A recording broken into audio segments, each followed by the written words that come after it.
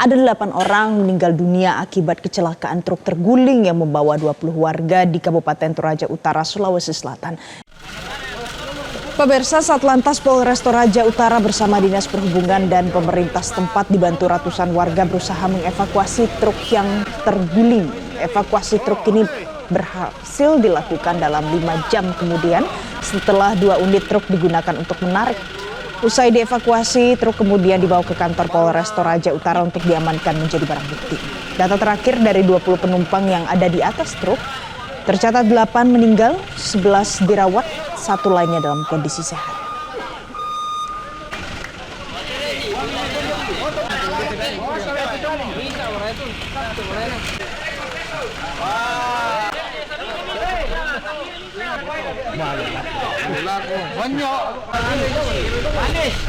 Putar. Bro, kalau bisa.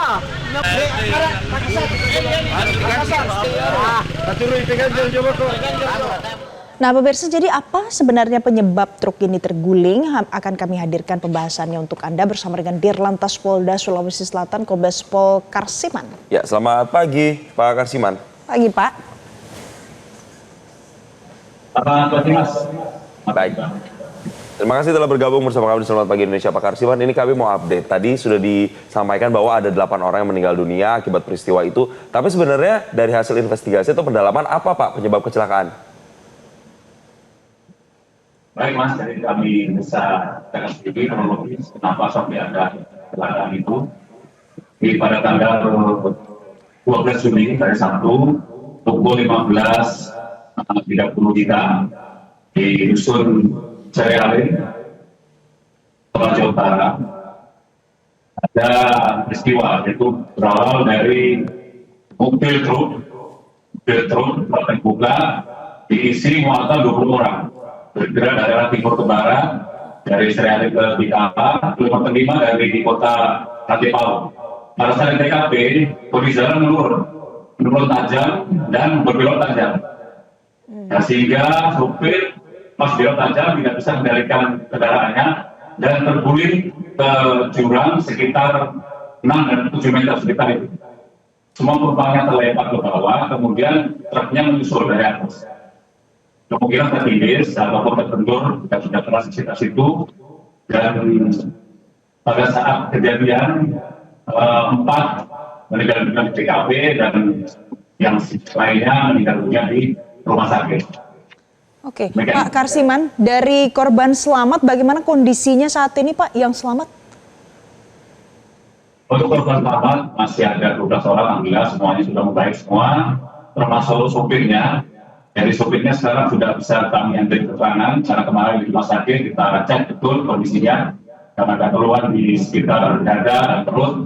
Setelah kita ronsen, ternyata hasil ronsennya tidak ada luka yang mengkhawatirkan sehingga siap untuk diperiksa. Saat ini sedang diperiksa di Polres Toraja Utara. Baik, Pak Karsiman, boleh disampaikan lagi siapa sebenarnya yang sudah ditetapkan sebagai tersangka dan apakah hari ini nanti akan ada pemanggilan saksi-saksi lagi untuk kemudian pendalaman lebih lanjut? Baik, saat ini kami masih dalam proses pemeriksaan. Belum ada tersangka, tapi mungkin hari ini atau sore atau besok hari sudah ada tersangkanya. Karena satu driver masih alhamdulillah sehat walafiat dan penumpang lain juga 12 orang juga sehat. Tapi untuk tersangka ada yang perlu dipenyidikan. Hasilnya bagaimana kita bisa lebih lanjut. Mudah-mudahan untuk ke depan tidak terjadi lagi hal yang seperti ini. Jadi perlu kami sampaikan juga dari kondisi di sekitar TKP itu selain jalan sempit, kemudian turunan tajam dan tikungan tajam. Di sana tidak ada pengaman jalan, tidak ada rambu-rambu pemberitahuan ataupun informasi apapun dan kondisi tidak ada penanganan kalau malam. Jadi memang sangat rawan dengan terjadinya lantas dan buktinya sekarang ini ada kecelakaan dan fatal sekali akibatnya ada korban meninggal yang banyak seperti ini. Pak Karsiman, di sana tuh sebenarnya bagaimana kondisinya? Apakah memang sering masyarakat pergi menggunakan transportasi dengan mobil bak terbuka kemudian diisi banyak orang di dalamnya, Pak Karsiman? Baik, Mbak, jadi di wilayah Toraja Utara dan Toraja di sana memang jalannya memang sangat ekstrim untuk kondisi geografisnya, terutama turunan tanjakan dan lingkungannya. Dan memang masyarakat di sana karena keterbatasan mungkin transportasi yang lain, sehingga ada kebiasaan masyarakat menggunakan transportasi truk itu.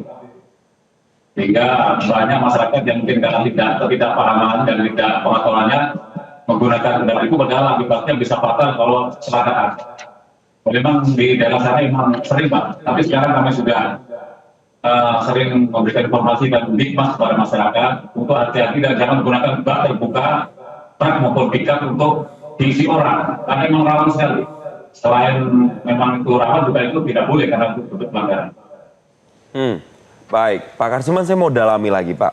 Selain tadi ada karena faktor medan yang mungkin terjal, medan yang rawan begitu ya, kemudian juga ada indikasi membawa penumpang sampai lebih dari 2-3 orang dalam satu kendaraan, jumlahnya banyak. Ada indikasi pelanggaran lain Pak, misalnya ada supir yang mengantuk atau seperti apa Pak? Betul Mas, jadi dari pemeriksaan sementara yang bersangkutan supir ini tidak ada SIM-nya. Kemudian ini supir cadangan, setelahnya supir kocokan kalau bahasanya supir cadangan, sehingga dalam penguasaan mungkin dia kurang terampil, dan dari segi limitasi SIM juga dia tidak ada.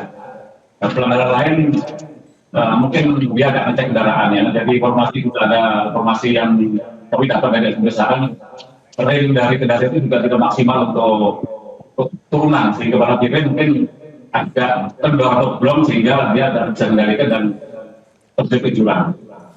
Oke, jadi ada beberapa pelanggaran ternyata yang ditemukan oleh pihak kepolisian pemirsa, dan nanti akan masih ada lagi hasil penyidikan lebih lanjut. Terima kasih Pak Kombes Pol Karsiman, Dirlantas Polda Sulawesi Selatan yang sudah memberikan informasi terkini update untuk pemirsa Metro TV pagi ini. Terima kasih Pak.